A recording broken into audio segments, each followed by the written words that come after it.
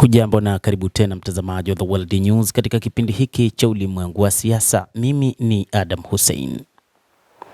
Iran imeonyesha kwamba haitokuwa tayari kufungua mlango wa bahari wa Hormuz kwa lolote isipokuwa usitishaji wa kudumu wa mapigano baada yake na Marekani kupokea rasimu ya mapendekezo ya kutaka usitishwaji wa vita kwa siku 45 na kufunguliwa mara moja kwa njia hiyo muhimu ya maji. Rasimu ya pendekezo hilo iliyotayarishwa na wapatanishi wa Misri, Pakistan na Uturuki ilitokana na mawasiliano makali ya usiku kucha na kupendekeza usitishaji wa vita mara moja, ikifuatiwa na mazungumzo juu ya suluhu pana zaidi itakohitimishwa ndani ya siku 15 hadi 20 pekee.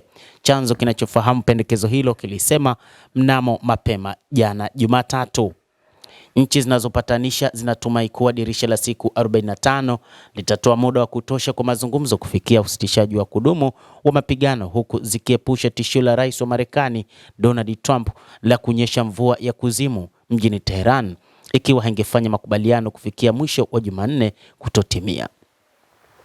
Rasimu ya pendekezo hilo ilitumwa kwa waziri wa mambo ya nje wa Iran Abbas Araghchi na mjumbe wa Marekani Steve Witkoff.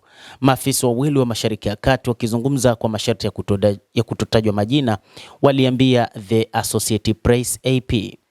Mkuu wa jeshi la Pakistan Field Marshal Asim Munir alikuwa akiwasiliana usiku kucha na wawili hao pamoja na makamu wa rais wa Marekani JD Vance.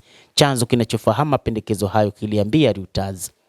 Mkataba huo uliopewa jina la mkataba wa Islamabad utajumuisha mfumo wa kikanda wa mlango wa bahari na mazungumzo ya siku ya mwisho ya kibinafsi huko Islamabad. Mkataba wa mwisho pia unatarajiwa kujumuisha ahadi za Iran za kutofuata silaha za nyuklia badala ya msamaha wa vikwazo na kutoelewa kwa mali iliyohifadhiwa, chanzo kilisema. Hata hivyo, changamoto pekee ambayo kwa sasa inaonekana ni kutoka kwa mataifa yote mawili, kwa maana kutoka kwa Iran na Marekani, ambapo kila upande umekuwa ukizingatia maslahi yake muhimu.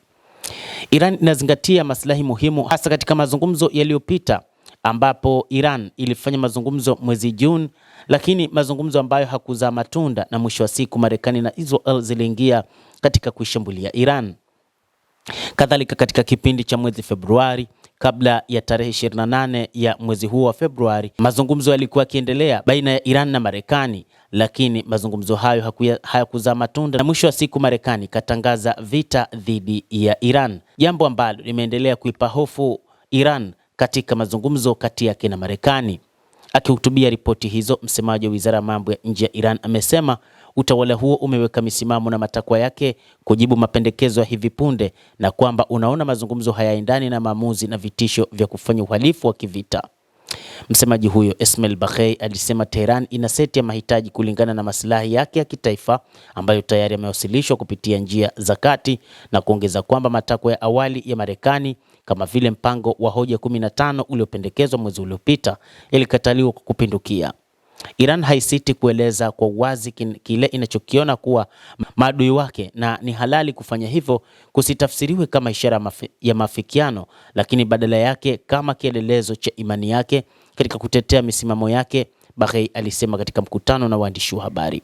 Tumeunda majibu yetu wenyewe na tutatangaza maelezo kwa wakati ufaao, aliongeza kijibu swali la waandishi wa habari wa Iran kuhusu juhudi zinazoendelea za kusitisha mapigano.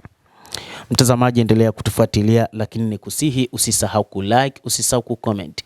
Kadhalika usisahau kusubscribe channel yetu hii upate habari hizi kwa mapana kupitia The World News. Mimi ni Adam Hussein. Endelea kuwa nasi wakati wote, endelea kutufuatilia.